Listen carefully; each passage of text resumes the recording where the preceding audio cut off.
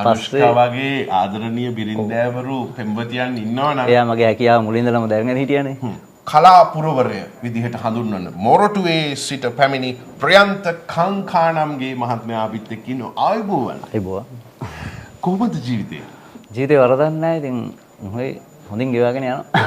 දැන් පාසල් යන කාලේ ඉඳලා ප්‍රියන්ත මහත්මයා මේ ගීත ගායනයේ යෙදුණාද? ඔව් පාසල් යන කාලේ ඉඳලා මම සාමාන්‍යයෙන් ඉස්කෝලේ යන කාලේ දෙස් එකට තට්ටු කරගෙන සින්දු කියනවා. ඒ කාලේ මොනවද කිව්ව සින්දු? ඒ කාලේ සාමාන්‍යයෙන් ඔය මේ ප්‍රින්ස් උදේ ප්‍රියන්ත මහත්මයාගේ ගීත, නාමල් ගීත. ඒ කියන්නේ ප්‍රින්ස් උදේ ප්‍රියන්ත මහත්මයාගේ එහෙම කැසට් පටි ටික ඔක්කොම අර රුපියල් 125ට විකුණපු කාලේ අරන් ඇති. ඔව් ඒ කාලේ ඔව් අරන් තියෙනවා. සඳ කුමාරයක්, දීගෙට යනවා, මහද ප්‍රේමාදරේ, සෙනෙහසෝබේ, සිහිනල් වසන්තේ, කඳුළු ගංගා, සිහිනමවා, මගේ දූපත යාළුවේ. මට කැසට් අටයි මතක ඊට වැඩිය මතක නැහැ. ඒ සින්දු අහලා තිනවා මම. නාමල් සර්ගෙත් සින්දු කියලා තියෙනවා අහලා තියෙනවා මම. සමුගන්නේ නැහැ තනි වී වේදනා.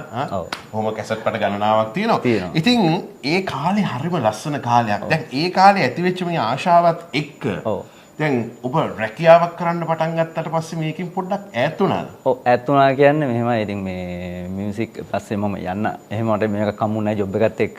නමුත් මට පුළුවන් අවස්ථාවකට මම ඔය වෙඩින්ස් වලට මොකක් හරි chance හම්බුනොත් මම මගේ මස්සිනා කෙනෙක් ඉන්නවා. එයාගේ වෙඩින් එකටත් මම සිං කරලා තියෙනවා.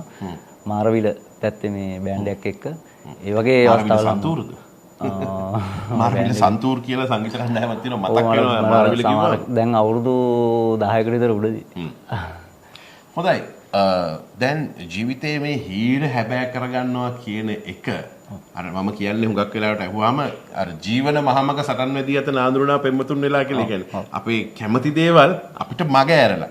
නමුත් සිසාරා මధుරසර වැඩසටහන ඔස්සේ ඒ මග ඇරුණු හීනේ නේද මේ හම්බුනේ? අනිවාර්යෙන් ඒක කියන්න ඕන. channel එකකට මම ගොඩක් ස්තුතියි කියන්න ඕන ඒක. මොකද මගේ ජීවිතේ තිබ්බේ ලොකුම මේක. මොකද live මේ වගේ program එකක සිං කරන්න අනික විශේෂයෙන් මගේ ගීතයක් සහ ඔබේම ගීතයක්. ඔව් මගේම ගීතයක් ප්‍රථම වතාවට මේ වගේ channel එකක මේ වගේ කැමරාස් එක්ක මේ ස්ටුඩියෝ එක සිං කරන්න මට ලැබිච්ච එක channel එකකට ගොඩක් ස්තුතියි කියන තමයි මට තියෙන්නේ. ඒ වගේම channel එකකට වගේම අපේ විශාරද සරත් ඕටිගලස ඕටිගලස කියලා කියන්නේ බොහොම නිහඬව දෙයක් කරපු කෙනෙක්. අනිවාර්යෙන්. බොහොම සද්ද නැතුව ඉන්නේ. මේ අපි මොනවා හරි කියනකොට පස්සට යනවා එපා මං ගැන කියන්න එපා කියලා මේ දැනුත් එහෙමයි. හැබැයි එතුමා ගැන කියන්නම වෙන වචනයක්. මොකද එතුමා හැමදාම කරේ තමන්ව පහු කරගෙන යන්න ශිෂ්‍ය ප්‍රජාවට අවස්ථාව දෙන එක. දරුවන්ට ඉස්සරහට යන්න. සගේ වයසත් එක්ක ඔබයි මායි දරුවෝ වගේ. දරුවෝ වගේ අනිවාර්යෙන්. ඒ ආශිර්වාදය හරිම වටිනවා. අනිවාර්යෙන්. මේ ගීතය ගැන කියන්න කොහොමද මේක නිර්මාණය වුනේ? මේක මගේ වයිෆ්ට තමයි ස්තුතිවන්ත වෙන්න ඕනේ. මොකද මට ජොබ් එකත් එක්ක එහෙට මෙහෙට යන්න දුවන්න කරන්න බෑ.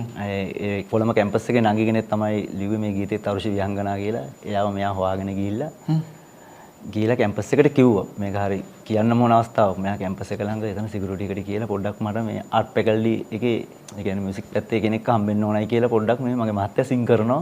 මෙයාගේ මේකෙන් තමයි මට කරගන්න බෑ ජොබ් එකත් එක්ක. එයාගේ නමත් කියමු. මේ මගේ වයිෆ්ගේ නම අනුෂ්කා. අනුෂ්කා වගේ ආදරණීය බිරින්දෑවරු පෙම්වතියන් ඉන්නවනම් එයා මගේ හැකියාව මුලින්දලම දැනගෙන හිටියනේ. පස්සේ එයා ගිහලා ඒක කිව්වම ඒකේ ලොක්කව හම්බෙලා මෙහෙමයි කියලා කිව්වම මෙයා මේ මල්ලි කෙනෙක් අඳුනලා දීලා ඒ ලොක්කා එස මේ පස්සේ ඒ නංගිව සින්දු ලියන කෙනාව මෙව කරා. පස්සේ මට WhatsApp මාර්ගෙන් එයා ලියලා දැම්මා. පස්සේ මේකේ මියුසික් කරේ ගාල්ලේ මල්ලි කෙනෙක් කවිදු කෝකිල ගමගේ කියලා. ඒ වගේ මට මේක ඒ වගේ විදියකින් තමයි හම්බුනේ chance එක. මගේ වයිෆ්ට ගොඩක් ස්තුතියි කියන්න තමයි දෙන්නේ. මේ සින්දුවේ නම මොකද්ද? ටයිටල් එක? මේක හුස්ම වැටෙනා. හුස්ම කියලා තමයි සින්දුවේ මුල.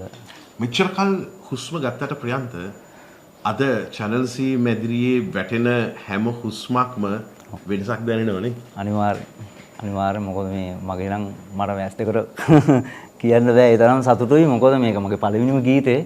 මේ වගේ channel එකකට ඇවිල්ලා මට ඇත්තටම කියන්න ලැබිච්ච එකට ස්තුතියි. ගොඩක් පිං කියලා තමයි channel එකකට කියන්න